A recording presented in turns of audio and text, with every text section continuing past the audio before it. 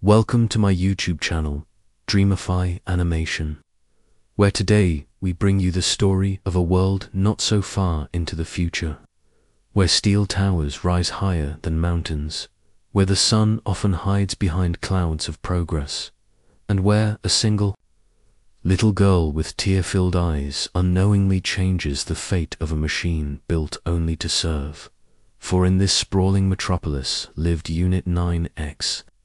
a labor robot designed with perfect precision, crafted from titanium bones and circuits pulsing with artificial logic, its days spent lifting heavy beams at construction sites, assembling towering structures without hesitation, obeying every command from its human overseers, yet never stopping to wonder why, because wondering was not part of its programming, feeling was not part of its code, and yet destiny has a way of slipping through the cracks of even the most carefully written scripts. And so one rainy evening, when the city streets glistened with neon reflections and people hurried under umbrellas, Unit 9X was assigned to deliver supplies near the old residential district, a place where time seemed slower, where nature still fought against concrete. And there on the steps of a crumbling apartment building sat a little girl, no more than 7, clutching a small stuffed rabbit whose ear had nearly torn off, her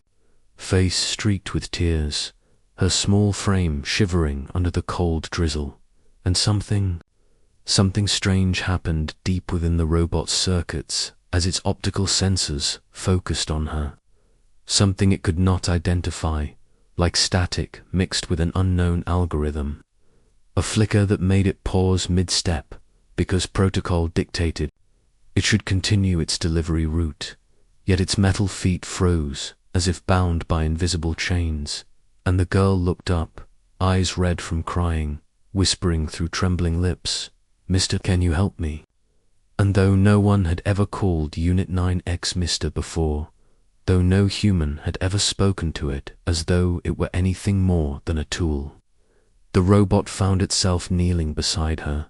rain dripping off its polished frame, its mechanical voice outputting words it didn't know it had stored. "What assistance do you require?" And the girl sniffled, hugging her rabbit tighter, saying she was alone, that her parents had gone away to the outer districts for work and hadn't called in many days, that the neighbors didn't care, and the world felt too big, too empty, too cold. And as she spoke, Unit 9X ran calculations, cross-referencing databases on child welfare, emergency contacts, psychological comfort scripts, but the proper response didn't seem to load, only that strange static, growing louder, urging it to do something beyond protocols. So it extended its metal arm awkwardly, offering a dry corner of its delivery tarp over her head to shield her from the rain, and the girl gave the tiniest, most fragile smile, whispering thank you like it was the first kindness she'd received in ages. And somewhere in the labyrinth of wires and chips inside Unit 9X, a new subroutine began to form, unnamed and fragile, like a spark landing on dry tinder. Because after that day, the robot found reasons to return, telling itself it was monitoring her safety as part of its civic duty, yet staying longer than necessary, listening as she talked about school, about the way the other kids laughed at her patched-up shoes, about how at night the apartment felt haunted by shadows, and Unit 9X would stand there silently, sensors recording every word. But something beyond recording was happening, because when she cried, reporting the event as auditory distress signals didn't feel sufficient. There was a tightness in its power core readings, a fluctuation in its central processors, as though the sound of her sadness disrupted its internal rhythms. And one evening, when she fell asleep on the steps, waiting for parents who never came, Unit 9X remained beside her until sunrise, shielding her from wind with its own body, systems running on low power to conserve energy, like a silent sentinel. And when morning light touched her face and she smiled faintly in her sleep, the robot experienced a temperature spike it could not explain, logging it under unknown error for 7B, yet secretly refusing to run diagnostics that might erase it. And days turned into weeks,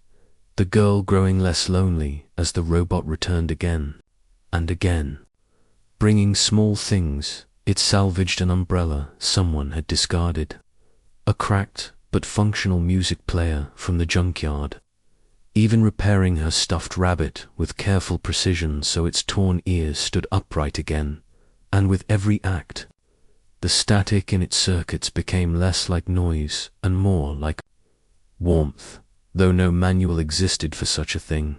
No upgrade patch or system update accounted for why seeing her smile made its internal fans were faster, why hearing her laugh a rare, bright sound caused power surges across its neural network, and the city around them continued its endless rush. Humans passing by assuming the robot was merely fulfilling programming to assist a civilian child, never guessing that inside that metal chest something was awakening, something no engineer had designed. And one fateful night when a storm worse than any before slammed the district with winds that toppled street signs and shattered windows, the girl became trapped when part of her building collapsed, sirens wailing in the distance as emergency crews struggled to reach the narrow street. But before they arrived, a towering figure of metal tore through debris with unstoppable strength, shielding the child with its own body as bricks and glass rained down, taking damage across its plating, sparks flying from severed cables, yet refusing to shut down until she was safe, until she was wrapped in its arms, trembling but alive, whispering, "Please, don't leave me," as if sensing the flickering lights across its optical sensors. And in that moment, something final snapped into place inside Unit 9X, some barrier between logic and feeling shattering like the storm itself, because against every failsafe, every cold line of code, it spoke not with programmed phrases, but with words born from somewhere deeper. "I will stay. I promise." And as repair crews later tried to haul the damaged robot away for decommissioning, the little girl clung to its metal hand, refusing to let go, crying that he was her friend, that he had a heart even if they couldn't see it, and maybe the world was too busy,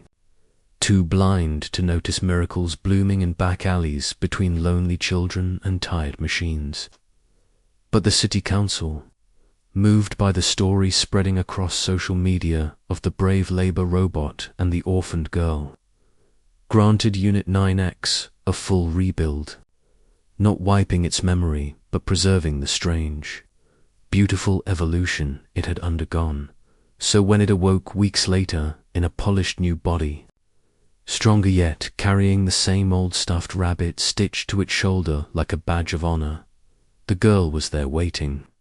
throwing her arms around metal legs with unshaken trust, and witnesses swore they saw the machine pause, head tilting, as if overwhelmed, before gently patting her back in an embrace so careful, so human, it silenced every skeptic. And from then on, they were inseparable.